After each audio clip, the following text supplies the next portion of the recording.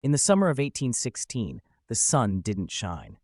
All across the world, skies stayed dark and rainy, crops failed, and people called it the year without a summer. And in the middle of that cold, strange season, a teenage girl named Mary Shelley sat by a fireplace in Switzerland and imagined a monster. She was only 18 years old, just a teenager.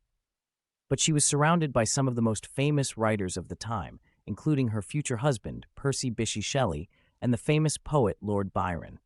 They were staying near Lake Geneva, stuck indoors for weeks because of the stormy, gloomy weather.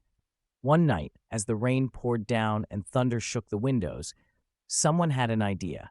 Let's each write a ghost story. The scariest one wins. That's when Mary picked up her pen and changed the world of storytelling forever. Her story was unlike anything the others expected. It wasn't just about a ghost or a creepy castle. It was about a scientist named Victor Frankenstein who builds a creature out of dead body parts and brings it to life. But this wasn't just a monster story. Mary's creature felt pain, sadness, and loneliness.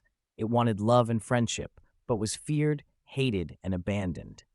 The real horror wasn't the monster, it was how it was treated. Mary Shelley had written something powerful, a scary story with a heart.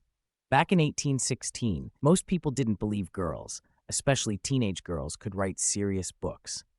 But Mary proved them wrong. Her novel, Frankenstein, was more than just spooky. It asked big questions. What happens when we try to act like gods? What do we owe the things we create? What makes someone truly human? At a time when science was growing fast and people were curious about electricity, medicine, and life itself, Mary's book warned what could happen if we raced ahead without thinking about the cost. She didn't just write a scary story by candlelight. She created a new kind of book, a mix of horror and science fiction.